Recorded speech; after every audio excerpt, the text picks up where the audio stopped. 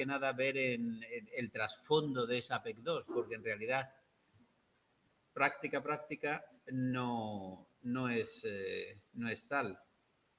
Lo importante es ver el trasfondo de esa práctica, que es de donde pueden salir preguntas en el examen, no de lo que vosotros hagáis en esa práctica. De hecho, si queréis hacerla, la hacéis, y si no la hagáis.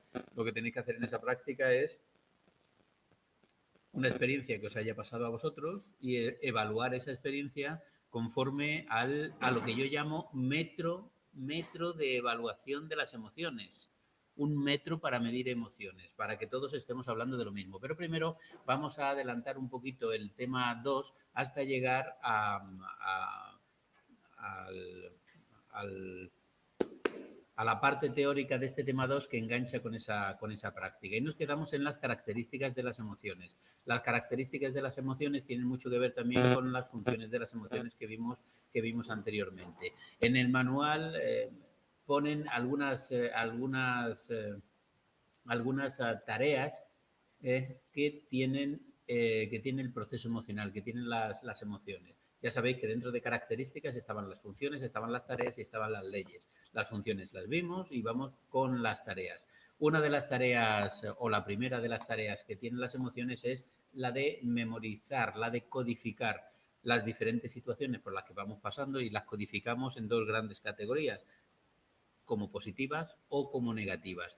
Y esto lo tenemos que codificar, lo tenemos que categorizar en nuestra memoria, porque después la tercera tarea de las emociones es precisamente eso, la de escudriñar en la memoria emocional para localizar contingencias, estímulo-respuesta, para escudriñar qué es lo que hicimos ante estímulos que se parecen bastante al que tenemos actualmente presente. Por lo tanto, para escudriñar en la memoria, para sacar del almacenamiento de nuestra, primero lo tenemos que codificar y primero lo tenemos que memorizar. Así que la primera de las tareas es codificar situaciones, todas las situaciones por las que vamos pasando, las codificamos como positivas o negativas, porque después tenemos que escudriñar de esa memoria para intentar localizar eso, contingencias, estímulos, respuestas que se asemejen a lo que estamos viviendo en este momento. Una tarea principal, fundamental, y que yo llamo la lejía, la emoción es como una lejía, es interrumpir lo que estamos haciendo e interrumpir lo que estamos pensando para refocalizar nuestra atención, ese proceso cognitivo que es la atención, para refocalizar la atención en el suceso que está ocurriendo en estos momentos. Por lo tanto, otra de las tareas es que separa absolutamente todo lo que estamos haciendo y lo que estamos pensando. Incluso en algún momento, creo que por aquí abajo, se interrumpe absolutamente todo, incluso lo que no dependa voluntariamente de nosotros. En un momento determinado se interrumpe la digestión y ponemos en segundo plano nuestros objetivos estratégicos, nuestras metas, todo eso lo ponemos en un segundo plano. Claro, para que ocurra esto, que se pare la digestión, que se pare el procesamiento sistemático, que se pare o que ya no atendamos a lo que teníamos programado, a lo que teníamos planeado, el estímulo que provoca esa reacción emocional tiene que ser de una intensidad elevada.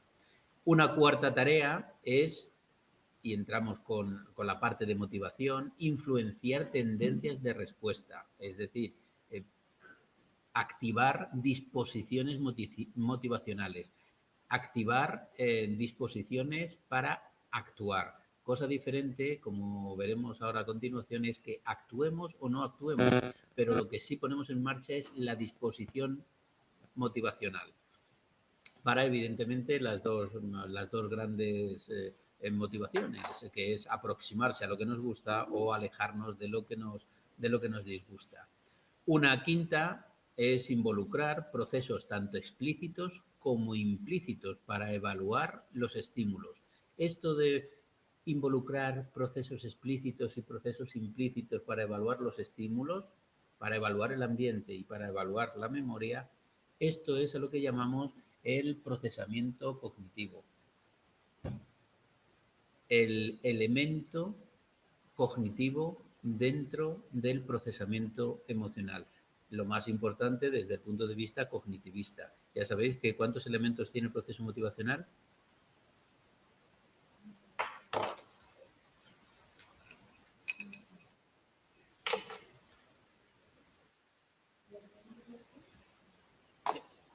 Perdón, he dicho el proceso motivacional.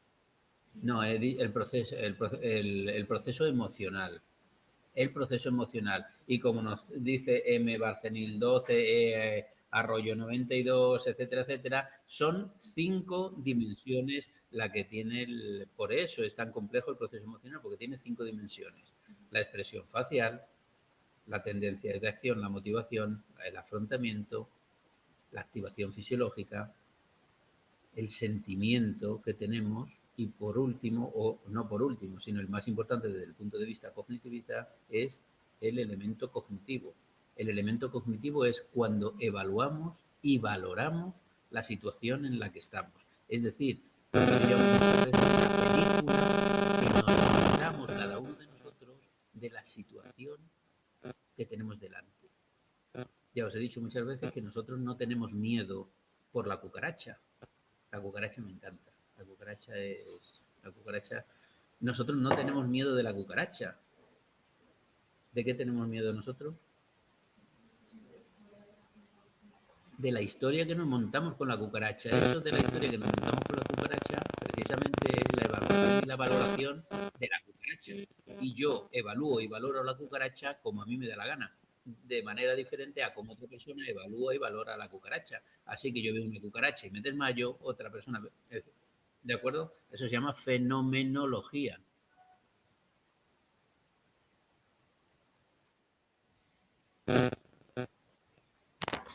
¿Hay algo que se escucha mal? ¿Sí? Se acopla el sonido. ¿Hay alguien que tenga enchufado aquí un aparatejo? Pues cables, bueno, hay muchos cables, pero no lo sé. Podemos, lo único que se escucha un pitido.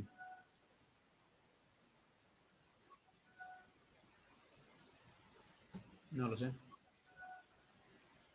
Bueno, pues lo que vamos a hacer, vale, ya sé que va mal. Vale. Ah, ya va bien. Entonces va bien ya. Ahora sí. Está muy cerca, pues separamos un poquito más. Vale. Bueno, pues, vale. Pues entonces seguimos. Vale. Otra de las tareas es la de preparar clases de comportamiento, como por ejemplo la defensa o el ataque, dependiendo de qué es lo que tengamos delante. Ahora mal. Mal. Bueno, vamos a reiniciar el sistema. Y es lo único que se me ocurre. ¿La clase anterior también mal? ¿No? Voy a reiniciar, ¿eh? Esperemos conectarnos otra vez.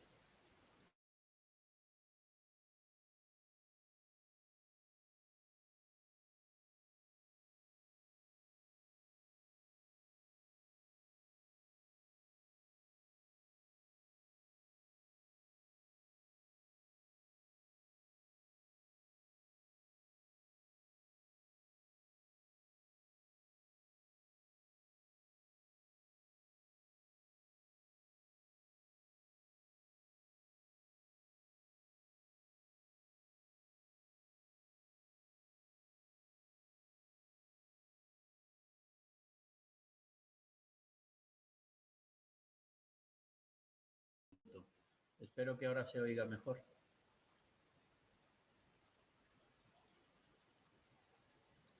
¿Se oye bien ahora? De momento parece que sí. Bueno, pues seguimos. Poner, y esto es poner las intenciones mías en conocimiento de los demás. Los demás me ven la cara y ya saben que o se pueden acercar a mí o mejor que no se acerquen por la carita que yo pongo. Así que ponemos nuestras intenciones en conocimiento de los demás. Los demás también ponen su conocimiento, su intención para que yo las conozca, movilizar las actividades autonómicas y somáticas, todo el funcionamiento, otro de los elementos del proceso emocional es la fisiología, y por último responder absolutamente con extrema rapidez para contrarrestar las amenazas posibles, Esto también de responder con extremada rapidez tiene que ver con la parte de evaluación dentro del componente cognitivo. En alguna ocasión yo he dicho que las emociones son como las directoras de orquesta que tienen que hacer que toda la orquesta funcione y se oiga de una forma, una melodía agradable, y no que cada uno vaya a su...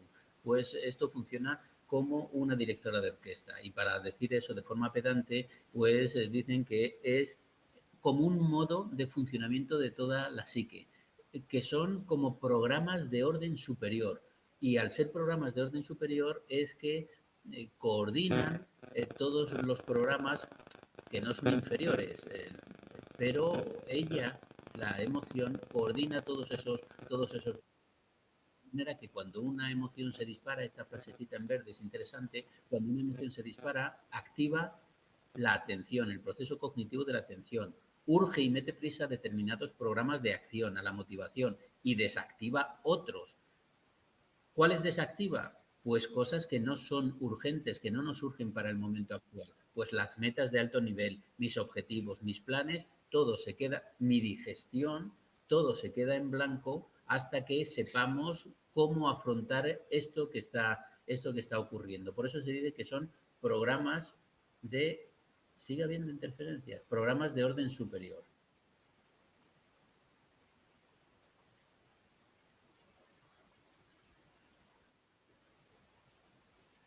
Es interferencia parece una ráfaga de disparos en la batalla del mar. Eso es grave, eso suena grave.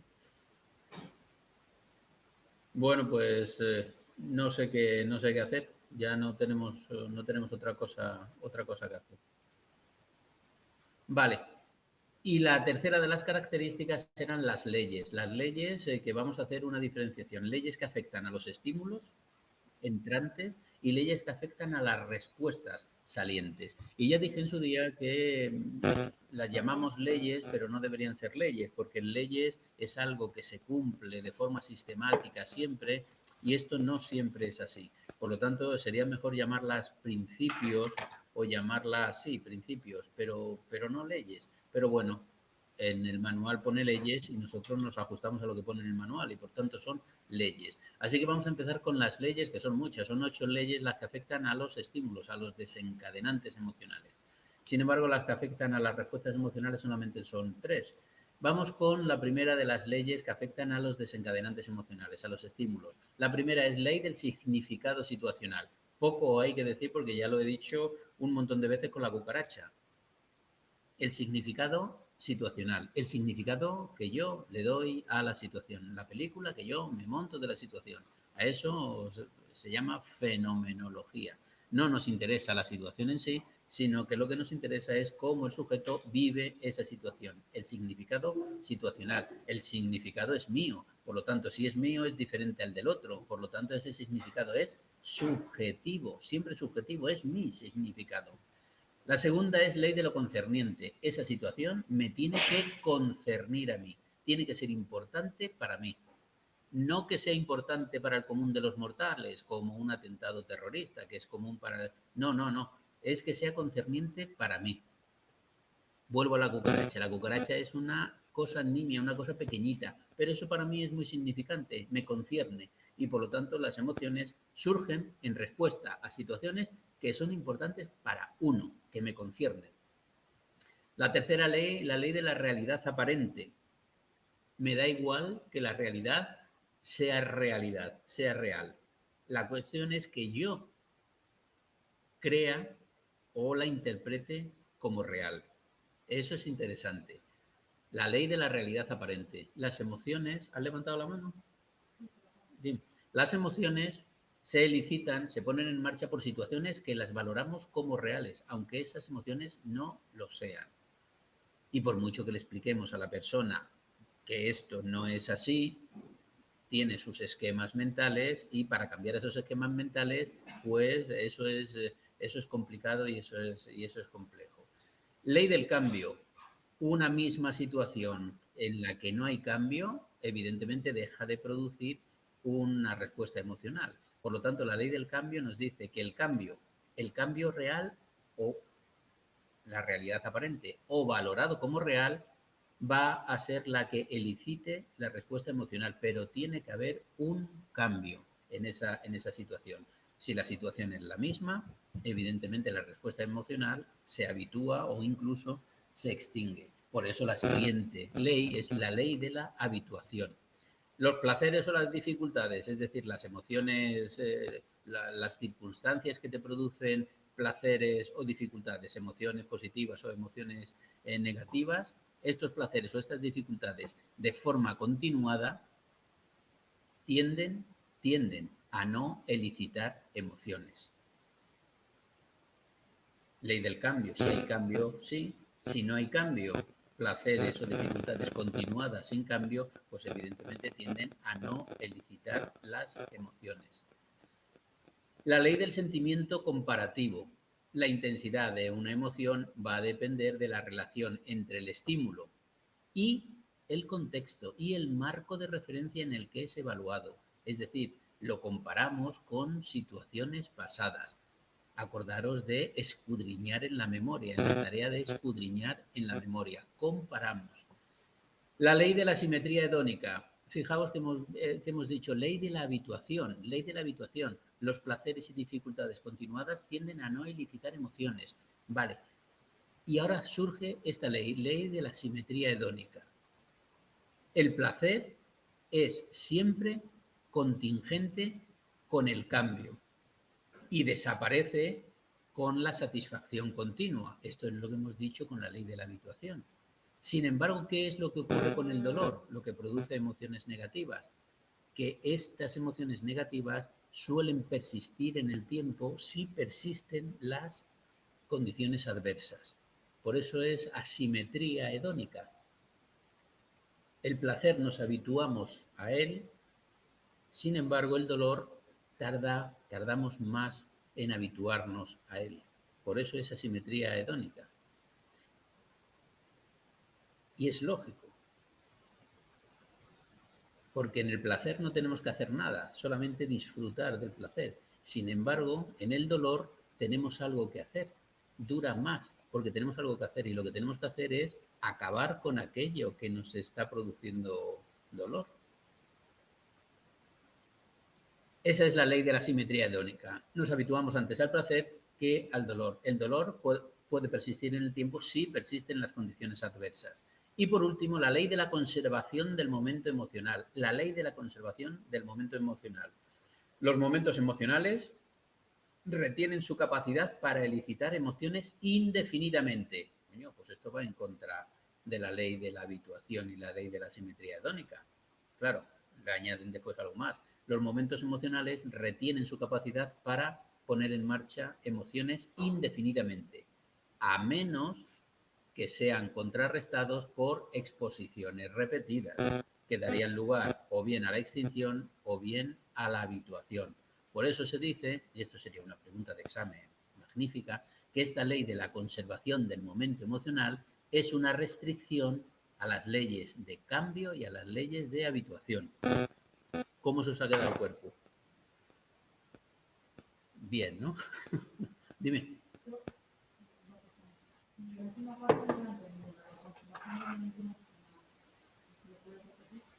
Sí, que los momentos emocionales, las circunstancias que han creado en ti una emoción, pues van a retener indefinidamente esa capacidad de crearte esa emoción. Si lo dejamos ahí, podemos decir, pues esto va en contra de la ley de la habituación, que dice lo contrario. Si los placeres y el dolor, pues tiende. Por eso decimos que esta ley de la conservación del momento emocional es una restricción a esas leyes anteriores de la habituación o del cambio. Porque la ley del cambio te dice que una situación que siempre es la misma, que no hay cambio, pues evidente, te dicen, has aprobado psicología de la motivación. ¡Buah! Fenomenal. Ya está. Pero a la semana, ¿has aprobado psicología de la motivación? Sí, no hay cambio. Si te dijeron a la semana, oye, que nos hemos confundido y la has suspendido, entonces sí, hay cambio. Oye, que nos hemos confundido y te dijimos que la habías aprobado con un 6, pero es un 10. Bueno, pues hay cambio, ¿de acuerdo? Pero si no, claro, después viene la ley de la conservación del momento emocional y vale que se conserva el momento emocional, salvo que ese momento emocional sea contrarrestado por exposiciones repetidas a la misma situación y entonces entraríamos en habituación o entraríamos en extinción. Si yo la primera vez que le doy un azote a mi hijo en el culo, evidentemente eso es un cambio drástico y va a crear en él una emoción de miedo, una emoción de ira, una emoción de susto. Ahora, si yo cojo por sistema el azote, azote, azote, azote, azote, es lo que yo digo que al niño le sale un callo en el culo. Se habitúa a ese azote, de tal manera que ese azote ya no va a tener ningún efecto, a no ser que yo meta un cambio.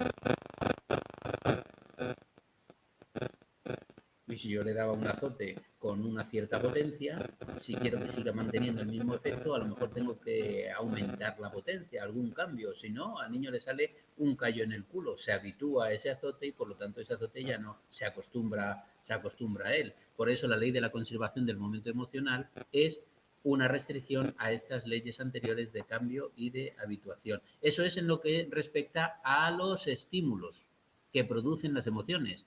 Pero las emociones, el proceso emocional acaba con una respuesta. Y por lo tanto hay tres leyes que afectan a la respuesta emocional. La primera es ley final. Dice la ley final, las emociones tienden a estar sujetas, o sea, las emociones, cuando se ponen en marcha, tienden a estar sujetas a un juicio que yo hago sobre el impacto que va a tener sobre las metas. Las emociones conllevan un afrontamiento, las emociones conllevan una motivación, poner en marcha una conducta. Bien, ¿esa conducta qué impacto va a tener sobre las metas?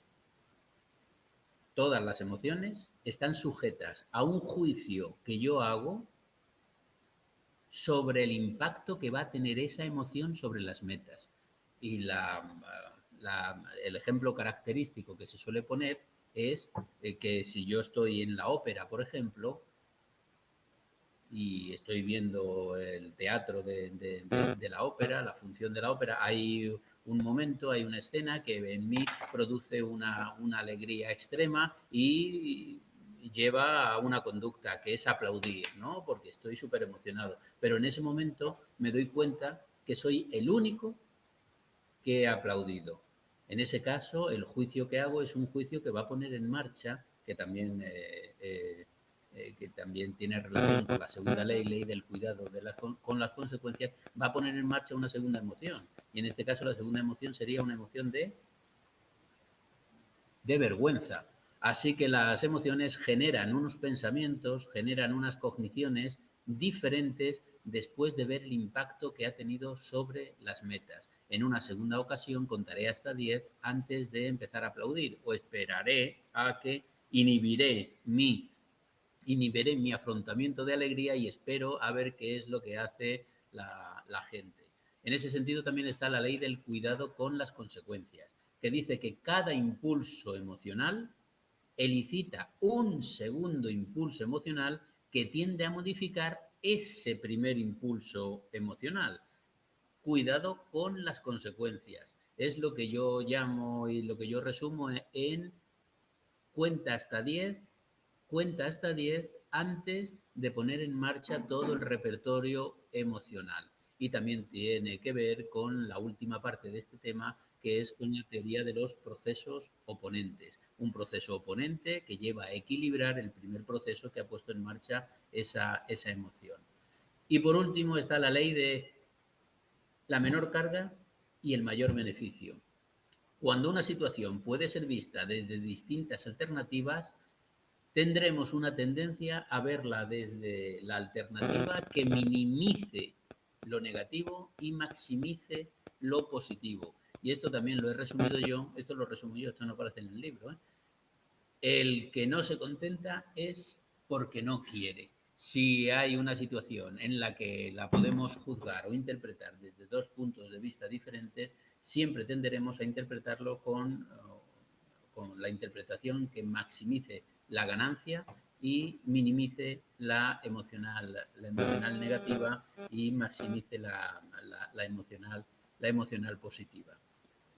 Con esto acabamos las características. Las características eran funciones, eran tareas y eran leyes. Y las leyes, leyes de los estímulos y leyes de las respuestas.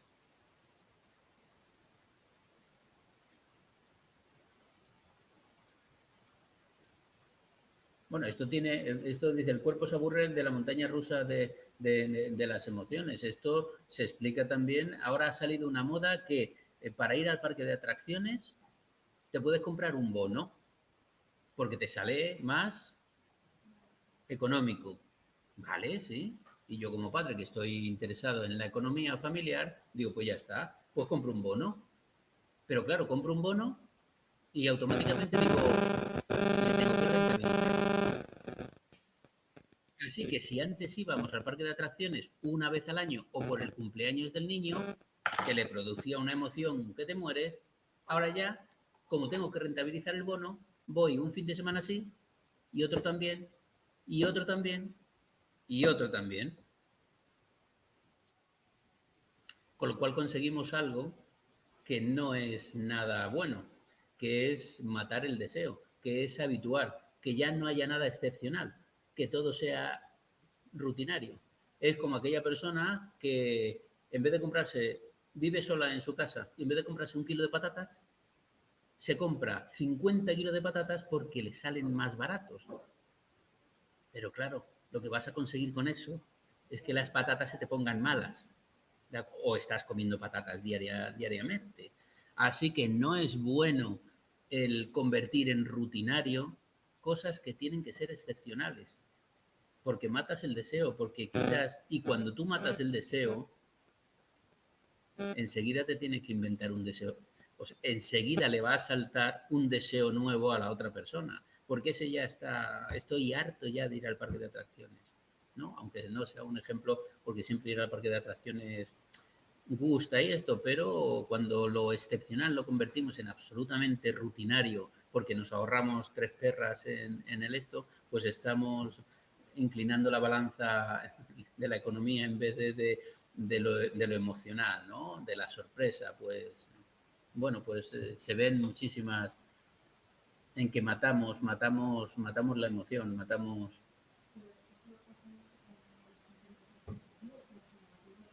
Sí, pero los negativos también pasa. Ya te digo, yo, si le doy un azote a mi hijo la primera vez, oh, vaya, voy a corregir lo que estaba haciendo porque esto es un carácter bien.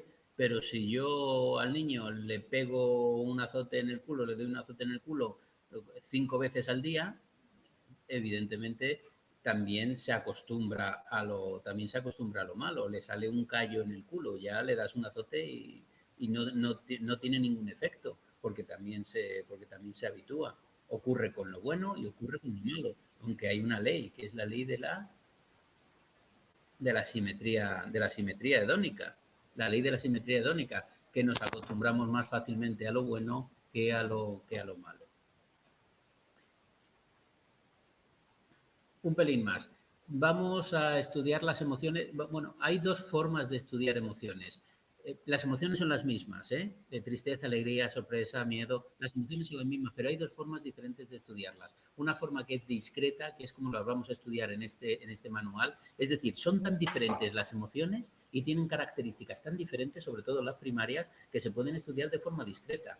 Voy a estudiar la alegría, qué características tiene la alegría, y lo voy a diferenciar de qué características tiene la tristeza, de forma discreta. Pero hay otros autores que dicen que es tanta la variabilidad interindividual entre sujetos, es decir, que mi tristeza no se parece en nada a tu tristeza, ni a la tristeza de la. Entonces, se pueden hablar de infinidad de tristezas, como infinitos somos nosotros, ¿no? No infinitos, sino que somos muchos. Así que hay otros estudiosos que dicen, en vez de estudiarlo de forma discreta, que no tiene sentido porque son tantas las tristezas y son tantas las alegrías, entre individuos, podríamos estudiar esas infinitas emociones, esas infinitas alegrías o esas infinitas dimensiones, esas infinitas tristezas, en vez de forma discreta, de forma dimensional.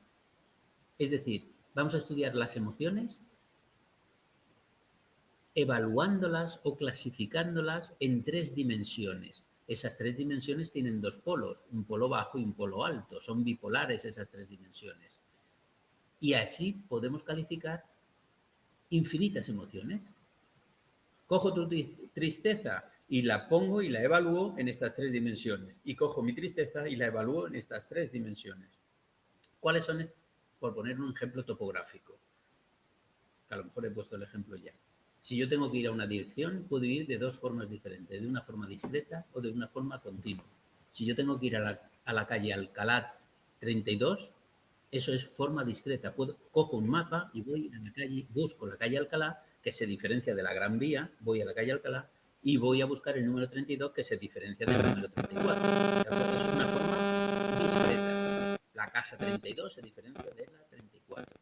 Pero también puedo ir de una forma dimensional y cojo mi GPS y le meto las coordenadas. Eso me llevaría también a la calle Alcalá 32, pero de una forma dimensional, en un punto concreto de esas 2 dimensiones que se llaman longitud y latitud y longitud o algo por el estilo, ¿no? Y eso sería de forma dimensional, pero al final llego al sitio que quiero ir. Esas 3 dimensiones de los dimensionales son la valencia, valencia positiva o valencia negativa, la activación y el control. Y generalmente se utilizan la valencia y la activación. Con la valencia y la activación discriminaríamos el 85% de las emociones. ¿Y por qué no el 100% con esas dos? Porque para ese 100% nos hace falta la otra dimensión, que es la del control. ¿Controlo yo la situación o no la controlo? Estas dimensiones son estas: valencia, activación y control. La valencia, valencia positiva, valencia negativa, placer o dolor. La activación, mucha activación o poca activación, me activo mucho, me activo poco. Y por último, control. ¿Controlo la situación o no controlo la situación?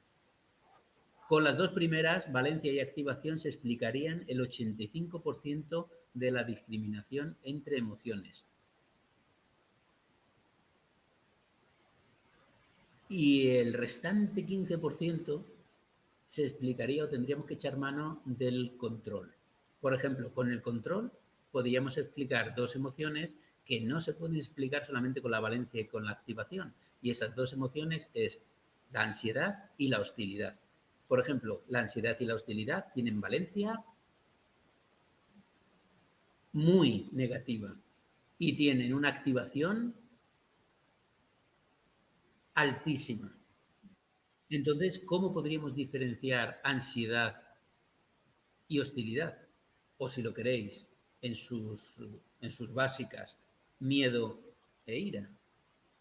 Pues por el control. Por el control. Si no tengo control de la situación, ansiedad, miedo. Y si tengo control de la situación, es decir, puedo hacer algo para controlar esa situación, sería ira u hostilidad. Entonces, con las 3, el 100%, ¿no? Y con las que más se utilizan, valencia y activación, pues el 85% de la discriminación. Vale, y esto y aquí lo vamos a dejar. Y empezamos con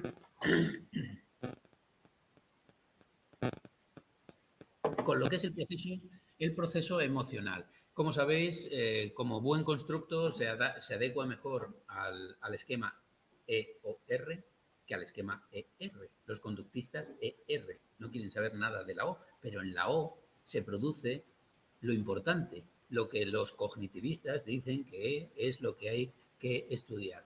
Bien, el estímulo, ya hemos visto las leyes que afectan al estímulo. El estímulo es una situación contextual que puede ser real o no real, pero que yo valore como real, que haya un cambio y que entre por alguno de los 5 o 6 sentidos, dependiendo si pensamos en la propiocepción o en la interocepción. Tiene que entrar el estímulo por alguno de nuestros sentidos, lo tenemos que percibir. Esa es la parte de la E. ¿De acuerdo? Vamos con la parte de la O.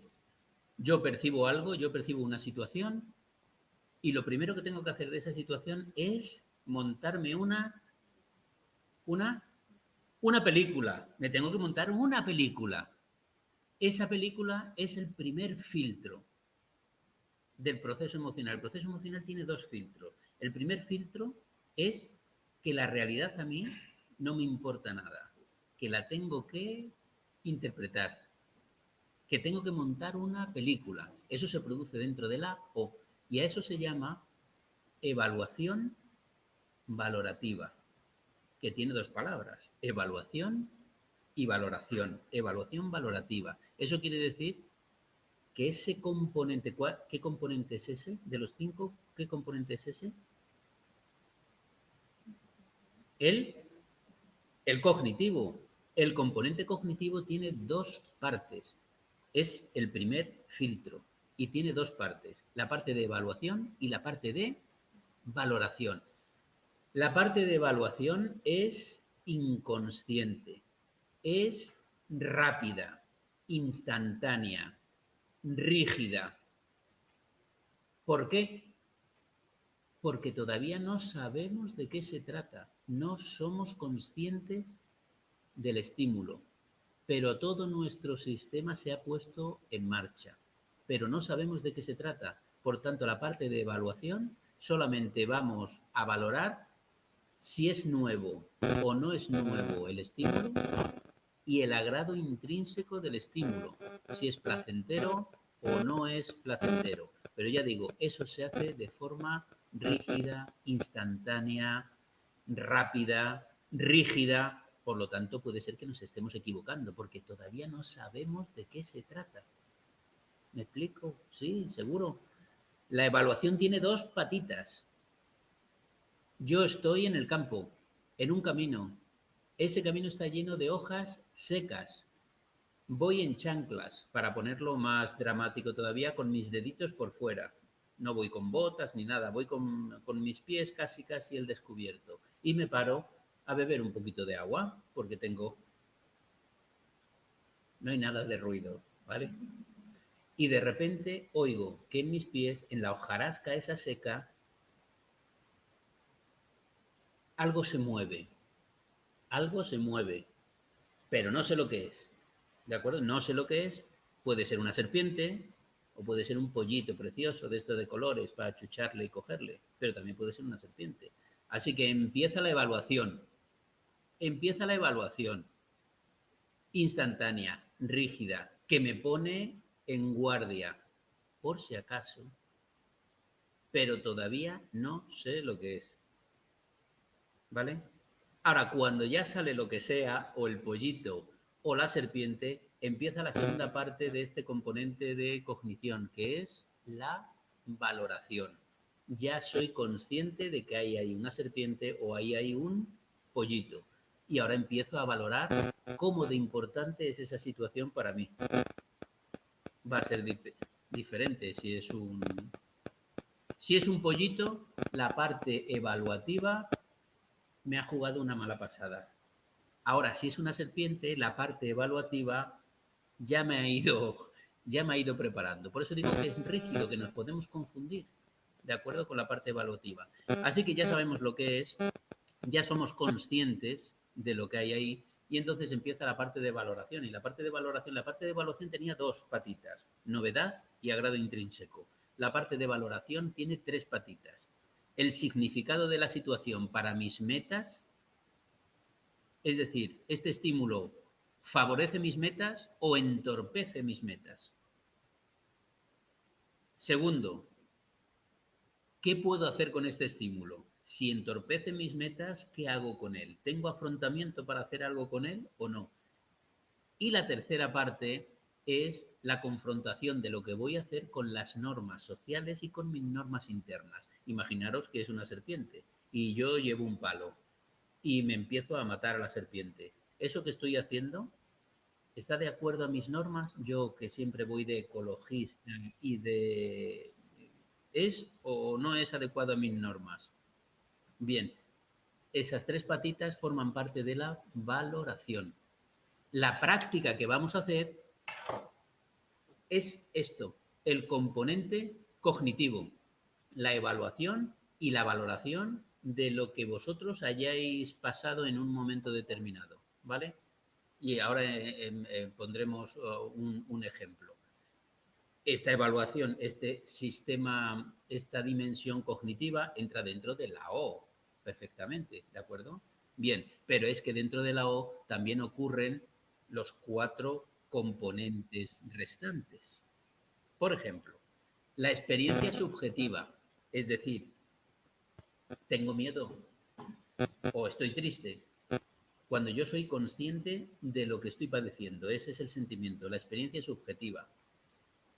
La expresión corporal, la postura, la prosodia cuando estoy hablando, el segundo componente. La expresión corporal, la expresión facial, eso que hemos dicho para comunicar al otro, que es el afrontamiento. ¿Qué es lo que yo puedo hacer? ¿Tengo mecanismos para afrontar esto? No. ¿Qué es lo que yo puedo hacer? Y por último, el soporte fisiológico, la dimensión de la fisiología. Y todo esto ocurre dentro de la O. Es a lo que se llama activación. Es decir, lo preparo internamente. Cosa diferente es que lo muestre o no lo muestre, porque eso ya es la parte de la R, efectos observables. ¿Habéis oído la expresión de cara de póker? Cara de póker es una expresión, vamos, es algo que utilizan los jugadores de póker precisamente ¿para qué? Para que el contrario no sepa si yo llevo una mano buena o una mano mala de cartas. Lo que estoy es inhibiendo, en este caso, esta dimensión, la comunicación no verbal. Pero en la O se han cargado los movimientos de mi cara de alegría si llevo una mano buena, pero lo he inhibido. ¿Por qué lo inhibo? Por el segundo filtro. ¿Cuál es el segundo filtro? El segundo filtro para yo inhibir lo que se está preparando dentro de la O, sea la experiencia subjetiva, sea el feedback facial, sea el afrontamiento o sea el soporte fisiológico, para yo inhibir eso, me baso en mis aprendizajes anteriores y en la cultura. Por ejemplo, el jugador de póker, ¿en qué se basa? En el aprendizaje. Ahí la cultura tiene poco que se basa en el aprendizaje. En el aprendizaje, ¿por qué? Porque yo un día llevaba una buena mano y digo, qué bien. Y ya los otros se dieron cuenta y yo no sé jugar al póker, pero algo por el estilo, ¿no? Así que cuando ponemos cara de póker es porque hemos aprendido a inhibir lo que se ha producido dentro de la O, la activación de nuestro sistema facial. Pero eso se ha producido dentro de la O. Lo que ocurre es que lo hemos inhibido. Esa es la diferencia entre lo que ocurre dentro de la O, que llamamos activación, y lo que ocurre fuera de la O, que llamamos respuesta, que son los efectos observables. Por ejemplo, en el sentimiento, en la experiencia subjetiva, si yo estoy triste y tú me preguntas, ¿estás triste? Yo te puedo decir no, pero estoy triste.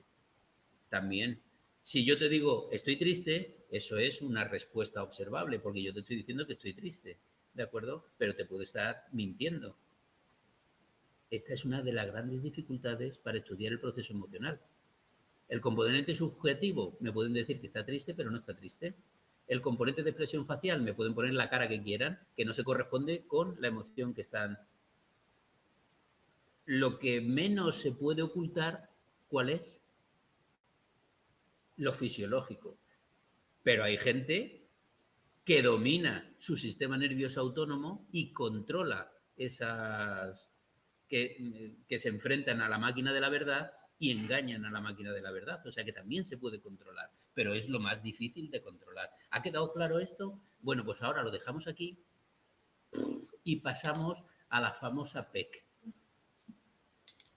En la PEC, todo este proceso emocional se tiene que evaluar y además se tiene que evaluar, se tiene que medir con un metro. Y evidentemente no tenemos un metro como para medir altura, porque estamos midiendo un constructo. Pero de alguna manera los científicos tienen que poder hablar de lo mismo. Cuando estamos hablando de tristeza, los que están estudiando el proceso emocional tienen que saber que tristeza es esto y no esto otro. ¿Cómo podemos medir eso? Bueno, pues los estudiosos en la Universidad de Ginebra han creado lo que yo llamo un metro, pero no es un metro, es un patrón para evaluar el proceso emocional. Sobre todo el cognitivo, la evaluación y la valoración. Os he puesto para que os descarguéis aquí a las personas que estáis conectadas a la otra parte, para las 105 personas que estáis conectadas a la otra parte, os he puesto un montón de archivos para que os los descarguéis. Estos archivos están, la mayoría o todos, referidos a la PEC 2 y uno referido a la PEC 1, que no vamos a ver aquí porque es un artículo, pero yo he hecho un resumen de ese artículo y lo tenéis aquí, expresiones faciales en la emoción, que ese es el artículo, expresiones faciales en la emoción. No vamos a ver nada de la PEC 1, no vamos a hacer nada de la PEC 1, pero yo os he hecho un resumen para que os sea más fácil el artículo que se las trae, que os tenéis que leer. ¿De acuerdo? Todo esto os lo podéis ir bajando ya. Parte de esto también lo tenéis en Ágora. A los que estáis aquí, pues me escribís un correo electrónico y yo os mando todos estos archivos. Bien, como estaba diciendo, en la Universidad de Ginebra, el grupo que es pionero en investigar las emociones, ha creado esta especie de metro. Y esta especie de metro no es ni más ni menos que un cuestionario donde se evalúa, donde se mide la evaluación y la valoración. Precisamente, la evaluación y la valoración. De tal manera que cuando nosotros vayamos contestando ese cuestionario, al final tiene que dar una emoción. Y esa emoción tiene que coincidir con el patrón, con la norma que ese grupo de investigación ha creado. Así que nosotros escribimos una situación por la que hayamos pasado y después contestamos a una serie de preguntas. Al final de contestar a esa serie de preguntas, tenemos nosotros que decir qué emoción creemos que hemos padecido.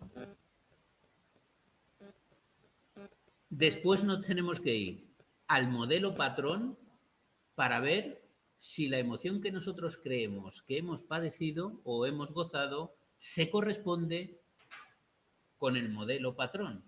Porque si no se corresponde con el modelo patrón, en algo nos hemos equivocado. Por ejemplo, ¿lo que te ha causado miedo estaba aquí presente? ¿Sí o no?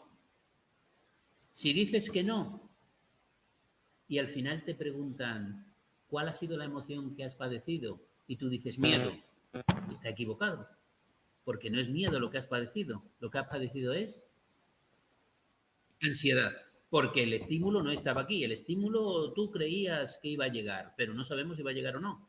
¿De acuerdo? Para que empecemos a hablar de lo mismo. Pues eso es lo que yo he llamado un metro de medir emociones. ¿Vale? Esa es la práctica. Vale. Os voy a poner un ejemplo real, que lo tenéis aquí, también os lo podéis bajar. Un ejemplo real. El ejemplo real dice así. Espérate, porque no sé si me estáis diciendo algo o no. Es que no os estoy escuchando a los que estáis en otra parte. El mensaje ha sido eliminado porque contiene caracteres limpios. El mensaje ha sido eliminado. El SS de ejecución estaría dentro de la valoración. El SS no sé lo que es el ruido. El SS Chasco 1, el SS no sé lo que es. Ah, el SS, el sistema somático, puede ser. ¿Qué diferencia hay entre afrontamientos dentro de valoración, significación, valoración de significado, potencial de afrontamiento y dentro de valoración, afrontamiento? ¿Qué diferencia hay entre afrontamientos? No, el afrontamiento es lo mismo, es las capacidades que yo tengo para afrontar la situación, sobre todo si la situación es negativa, que ahí el afrontamiento es interesante. Se oye fatal, mucho ruido. ¿Puedes quitar? ¿Hay algún móvil conectado? Me dicen aquí, se acopla algo. Es un móvil y me está volviendo loca la cabeza. Pues no lo sé.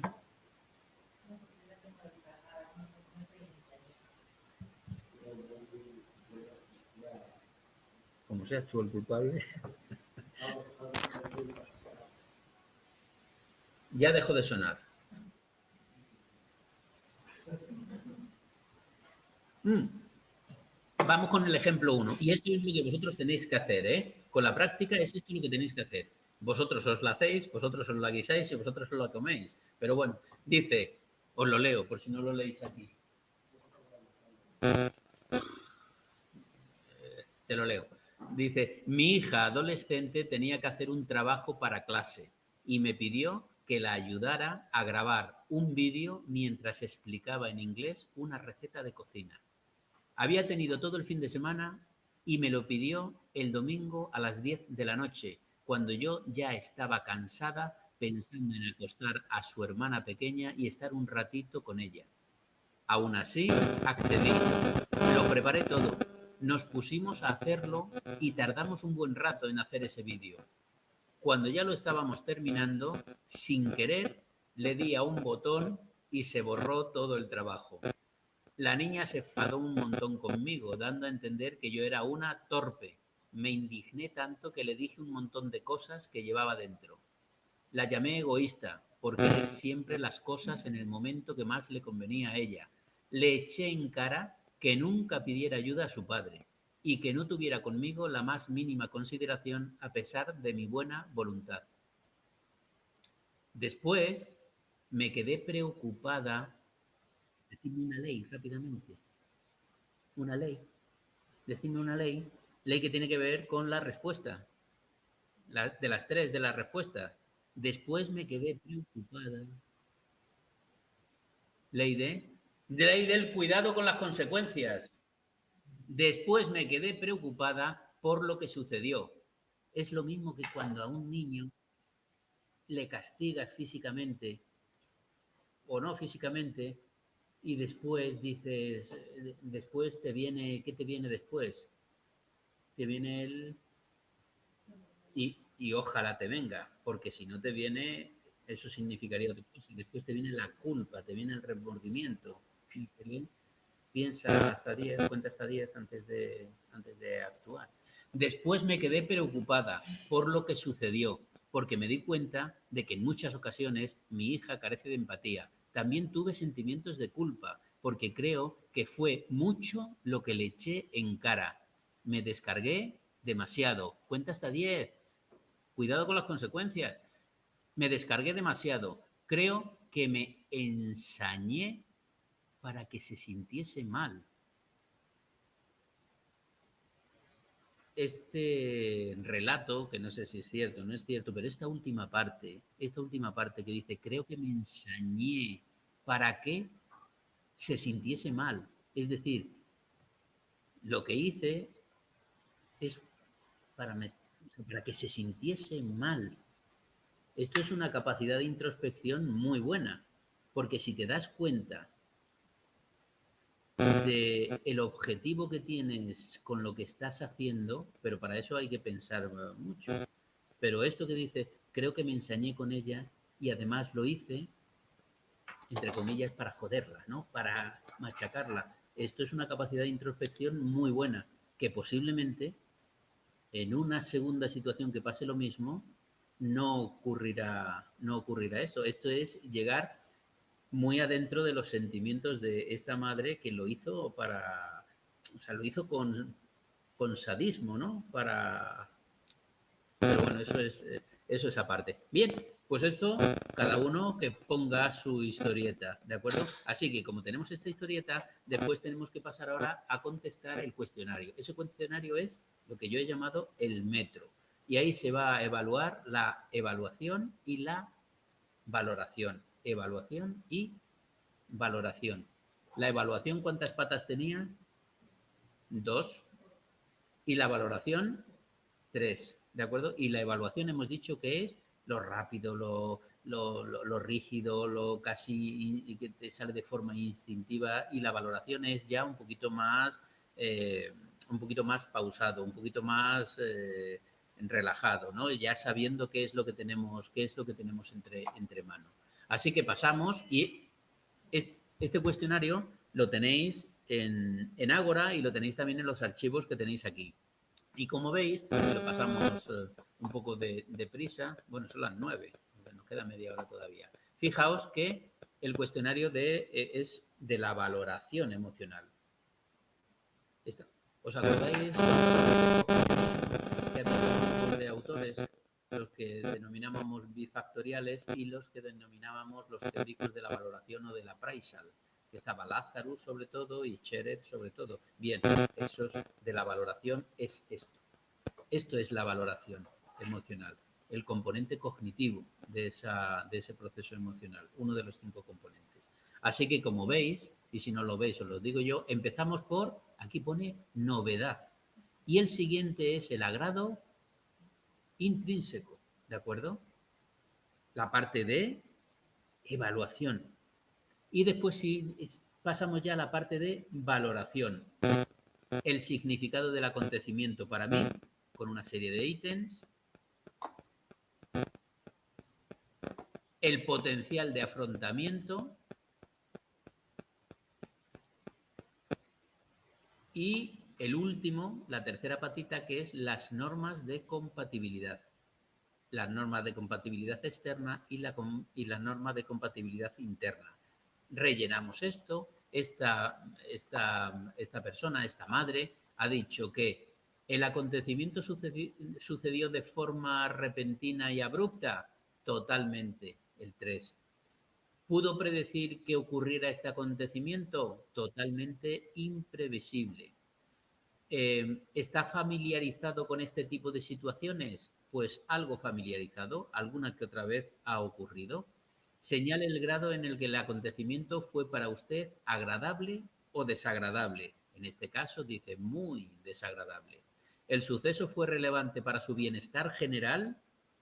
Sí, fue muy relevante, es decir, me sentí muy mal. Y así sucesivamente, con todos y cada uno de los ítems, ¿de acuerdo? Como tenéis este cuestionario, pues lo vais viendo. Además, tenéis otro archivo donde explica todo lo que hay que saber acerca de este cuestionario. Y como veis, al final dice el ítem 18.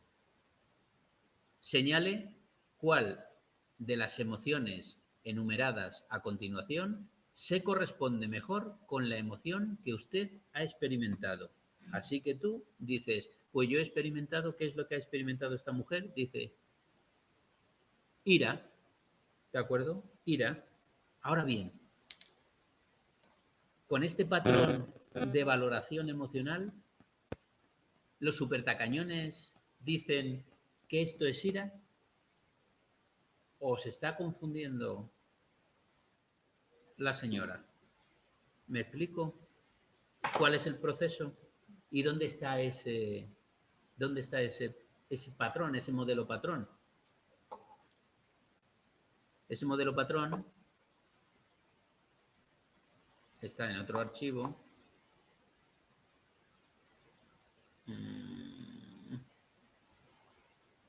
Oh, que es, vamos a ver si es este. Este es el modelo patrón. ¿Veis? Novedad, agrado intrínseco, significado, potencial de afrontamiento y normas de compatibilidad. Es lo mismo que en el cuestionario. pero por paquetes, no con todas las 18 preguntas. Y después tenemos aquí el asco, la alegría, el miedo, la tristeza, la ira. La ira. Esta señora dice que es la ira, ¿de acuerdo? Podemos comprobar si en realidad es ira a lo que se está refiriendo o no. Ya digo que esto es interesantísimo, no para que coincida lo que dice la señora con el patrón, eso es lo de menos. La cuestión es para la comunidad científica, para que estemos hablando de algo, si no, no se puede hacer ciencia. Si un investigador llama ira a lo que otro llama hostilidad, ya os lo he dicho muchas veces, nosotros podemos estar tomándonos una caña con unos amigos y nos da igual hablar de ansiedad que de estrés, que de miedo, que de fobia. Lo podemos utilizar indistintamente. Pero aquí no lo podemos utilizar indistintamente. Aquí tenemos que separar qué es ansiedad, qué es fobia, qué es miedo, etcétera, etcétera. Dime. ¿Es posible que reinterpretemos cuando en el caso de la respuesta si ella reinterpreta la situación, puede que cambie el resultado? Y mucho más, lo del resultado es y mucho más que eso, porque sabiendo dónde está el fallo en esta valoración, desde ese fallo se puede acceder a la terapia y a la psicoterapia sabiendo dónde está el fallo.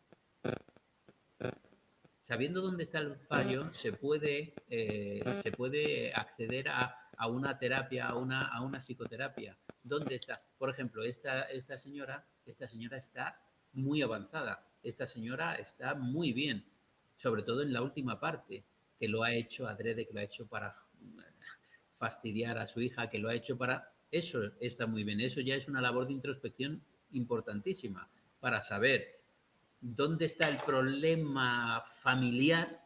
¿Dónde está el problema familiar? Cuando yo os digo, si yo tengo un problema con mi pareja, habitualmente lo que digo es, la culpa la tiene ella o él. Yo lo he hecho todo bien, pero ella o él dice, la culpa la tiene el otro, porque yo lo hago todo bien. Es como Feijóo y Pedro Sánchez. Exactamente igual, ¿eh? Cuando nos quejamos de que estos políticos, pero qué políticos, pero si nosotros somos iguales, yo con mi pareja soy igual. Cuando hay un rollo, un mal rollo, la culpa la tiene ella. Y ella dice, la culpa la tiene este. Y así vamos a la guerra, fijo. Lo que tenemos que tener es un poco de introspección para decir, vamos a ver qué parte de culpa tengo yo en este mal rollo. Que eso yo es lo que puedo solucionar. La parte mía de culpa es la que puedo solucionar. La de ella, que lo solucione ella. Y ella lo único que puede solucionar es su parte de culpa. Bien, pues esto es... No sé por qué me he metido en este berenjenal ahora mismo. Ah, por la señora esta. Por la parte... Esta señora pues está muy madura para poder averiguar dónde está la historia de los malos rollos de ella con su hija. Y poder poner remedio no a su hija, sino a ella misma. Porque cuando ponga remedio a lo de ella misma, fijo que la otra parte lo capta. Fijo que la otra parte lo capta. Y podemos llegar a la solución de... pero para eso hay que tener esa cierta capacidad de introspección. Vale, fijaos, vamos con la novedad. La novedad en ira que pone aquí, alta, baja y baja, ¿no? Vamos a ver si lo que dice en cuanto a la novedad la señora es así o no es así. Así que nos vamos al ejemplo real 2 y dice la señora, este es el resumen. Aquí ya no están, aquí no están los 18 ítems, aquí ya es el resumen de esos 18 ítems. Y dice, sorpresividad alta, familiaridad baja, predictibilidad baja y a grado intrínseco muy desagradable. ¿Lo veis? Vamos a quedarnos con esto. Recordad, alta, baja, baja y muy desagradable. Nos vamos a ir al metro.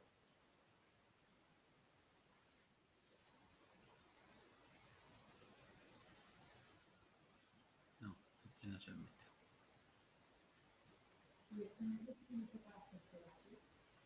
Alta, baja, baja o abierto. ¿Qué es abierto? Bueno, abierto os lo voy a explicar yo para si no lo tenéis, aquí debajo, ¿vale? Explicado en el mismo documento. Pero abierto, se pone abierto porque la variabilidad entre sujetos es muy alta. Entonces hay sujetos que, en este caso de la ira, dicen que es muy desagradable, pero hay otros sujetos que dicen que no es tan desagradable. Así que en el metro famoso pone abierto. Fijaos, cuando se van complicando las emociones, cuando ya no son emociones primarias, fijaros en la culpa. Fijaos qué cantidad de abiertos hay. Ya es más complicado. Ya es más complicado el estudiarla discretamente cuando ya son emociones secundarias, emociones aprendidas. Ahí ya hay muchos abiertos. Ahí la investigación no está tan cerrada. Sin embargo, en las primarias sí. En las primarias, aunque hay algún abierto, pero en las primarias está más cerrado el asunto. Vale. Si seguimos con el ejemplo real, hemos contestado a las 18 preguntas, dice que tengo ira y podemos hacer algo más. Podemos seguir con los otros 4 componentes que quedan. Este hemos dicho que es el componente cognitivo. Dentro de la O, el componente cognitivo. Pero también tenemos el componente fisiológico, el componente expresivo-motor, el componente de afrontamiento y el componente subjetivo. Esos son los 5 componentes. Así que podemos seguir contestando. Y dice, vale, pues aquí no es. A ver dónde es.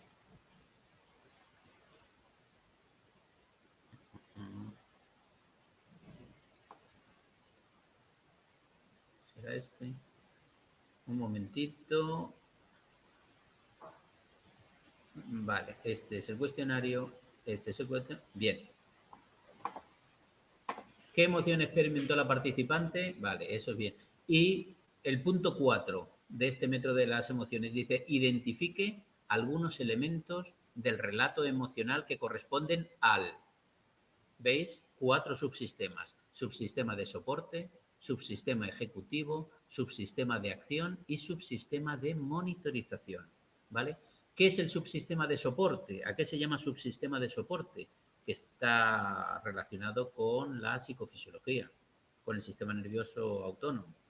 Esta señora, ¿qué sintió? Pues mi corazón se aceleró, me puse roja, me puse nerviosa, mi respiración, lo que es el subsistema de soporte, la psicofisiología. El siguiente subsistema es el ejecutivo. ¿A qué se llama subsistema ejecutivo? A la intención de actuar, o a la actuación. Por ejemplo, intención de actuar. Estuve a punto de darle un guantazo. Intención. Que se lo diera o no es otra cosa, porque eso sería conducta. Pero tuve intención de darle un guantazo y, sin embargo, no le di un guantazo. Lo que hice es reprocharle, no sé qué, echarle en cara, para arriba y para abajo. El subsistema de acción. ¿Cómo lo expresé? Me levanté, di voces, mi expresión era dando voces, di un portazo, di la cara como la puse. Y por último, el subsistema de monitorización, lo que hemos llamado monitorización, la compatibilidad con las normas sociales. Lo que hice estuvo bien, por ejemplo, esta mujer diría que lo que hizo no estaba de acuerdo ni siquiera, no solamente con las normas externas, sino tampoco con sus normas internas, porque después dijo que sintió culpa, etcétera, etcétera. Y con esto se acaba, ¿de acuerdo? Con esto se acaba. Lo único ya, y no os machaco más, que sepáis, bueno, tenéis en el libro esta este cuadro, y este cuadro es importante y hay que sabérselo de memoria. ¿A qué nos referimos con su sistema de soporte, ejecutivo, de monitorización, de acción o el cognitivo? ¿De acuerdo? ¿Y qué sistemas orgánicos los soportan? Y tenéis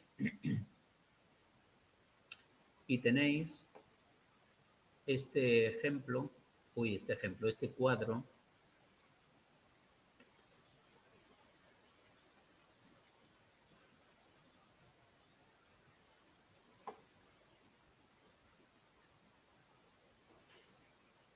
Os he puesto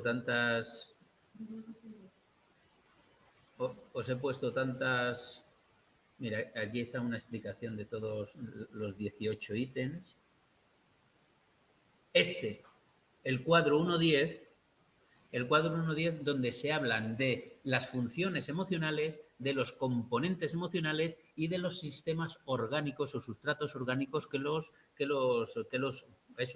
sustentan. Aquí tenemos las funciones emocionales, y las funciones emocionales, como hemos dicho, es la valoración, evaluación de los eventos, la regulación de los sistemas fisiológicos, la preparación de la acción, la comunicación de mi emoción y, por último, la monitorización del ajuste a las normas. Son los 5 subcomponentes. Estos componentes son el componente cognitivo, que es el de la valoración, el componente neurofisiológico, que es el de la regulación de los sistemas autónomos y endocrinos y central también, el componente motivacional, las tendencias de acción, el componente de expresión motora, mi expresión facial, mi expresión vocal, y el componente de sentimiento subjetivo de experiencia emocional.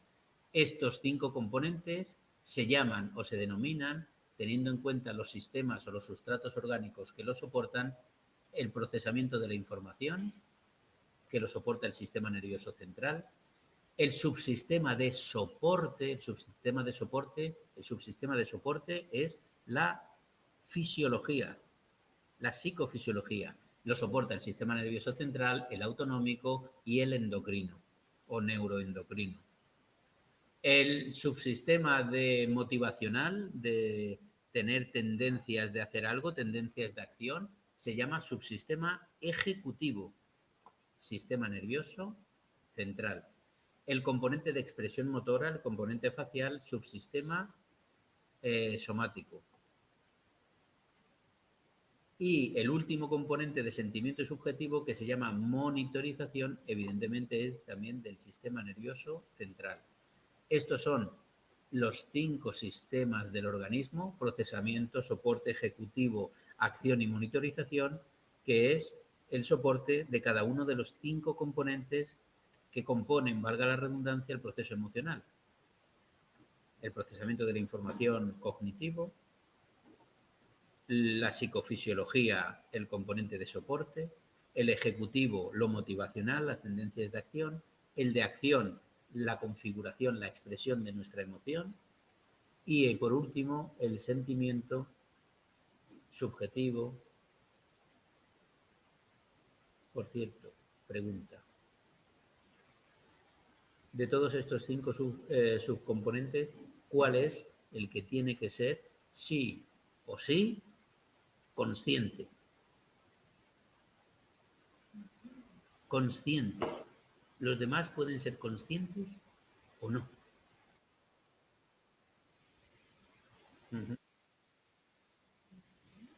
El de monitorización, el de sentimiento, eso es. Porque la evaluación tiene 2 partes, evaluación y valoración. Vale que la valoración tiene que ser consciente sí o sí, pero la parte de evaluación puede ser que no puede ser. Y puede que lancemos una reacción emocional sin ser consciente de lo que hemos visto. Si soy fóbico a las arañas y se te presentan una araña en una presentación de menos de 50 milisegundos, tú no sabes lo que has visto, pero se han puesto en marcha todos los subsistemas. Incluido el de evaluación. El de valoración no, porque no sabes que has visto una araña, pero sin embargo tu sistema nervioso autónomo se ha puesto en marcha. La evaluación se ha puesto en marcha. Así que el único que es consciente, que tiene que ser consciente para completar el proceso emocional, porque es el resultado del proceso emocional, es estoy triste, tengo miedo, por eso te presento una araña en menos de 50 milisegundos, tú eres fóbico a las arañas y te digo, ¿tienes miedo? Y tú me dices, ¿por qué voy a tener miedo? Si no eres consciente de haber tenido miedo, es como si el proceso emocional no se hubiese completado, aunque hay partes de ese proceso emocional que se han puesto en marcha de forma inconsciente. ¿De acuerdo? Pues, creo que si tenéis alguna preguntita. Este esquema, bueno, esto también lo tenéis en el libro, pero esto es muy, creo, eh, que te da visión de conjunto y tener en cuenta estas dos cribas, la evaluación y valoración, que es el procesamiento de la información, que se produce dentro de la O, evidentemente, y la segunda criba, que es el aprendizaje y la cultura. Por aprendizaje y por cultura podemos inhibir los efectos observables de la activación que se produce dentro de la O.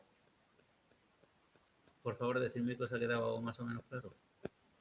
Esto es importante. Bueno, esto es lo más importante del manual. Dime.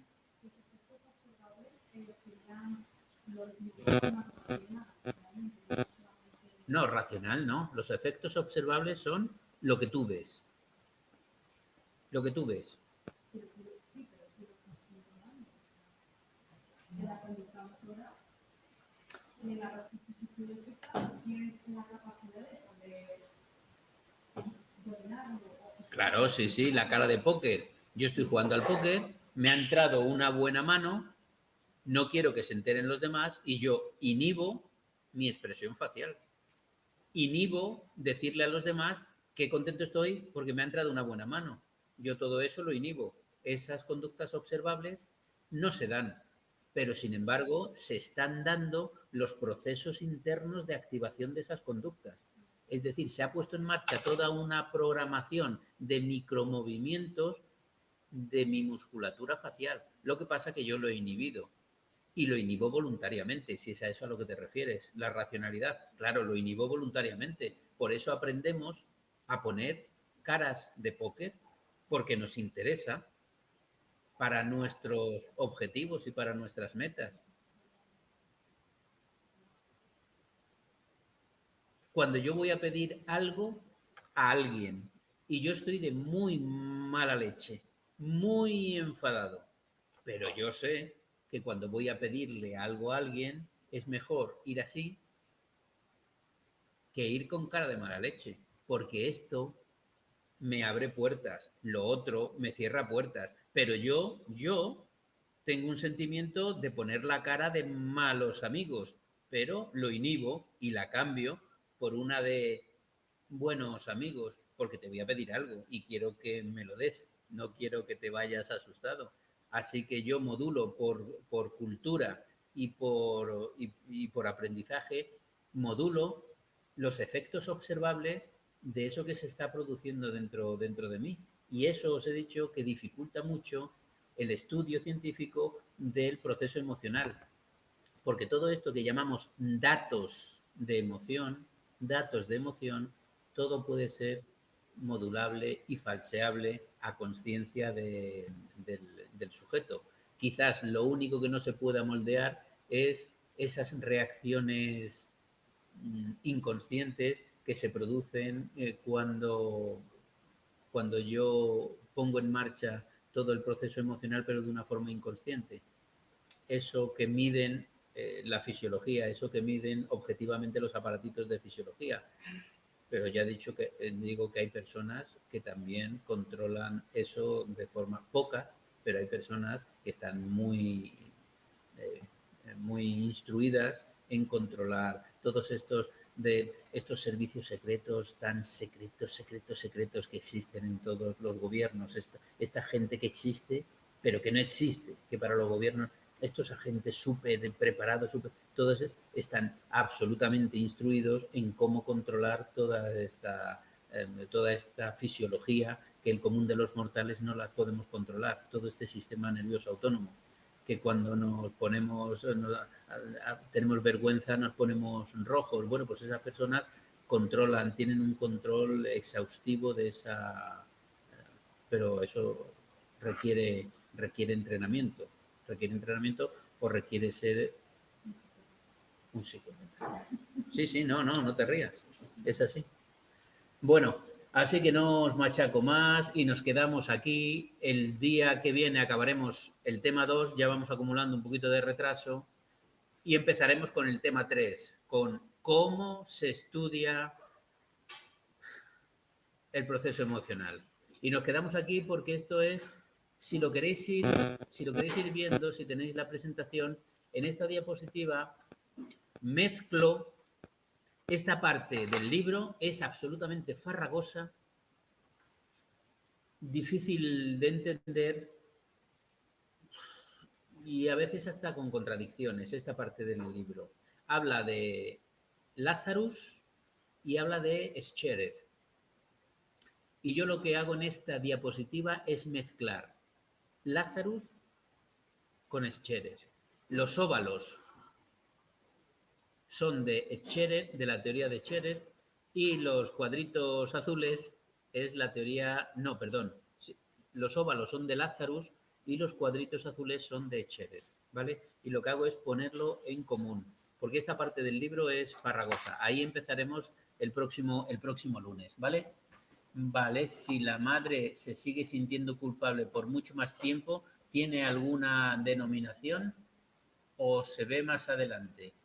Bueno, no se va a ver más adelante lo de la madre, pero sí tiene una significación. O sea, se tiene que sentir culpable por un periodo de tiempo normal. Si esa culpa la va a mantener meses y años, entonces estaríamos hablando de una cierta patología. Igual que cuando se me muere alguien, yo pasaré un duelo, pero si ese duelo dura más de 6 meses, se va a un año, eso ya es un duelo patológico. Subsistema ejecutivo como parte de la valoración. A valoración nos referimos a la parte de procesamiento de la información.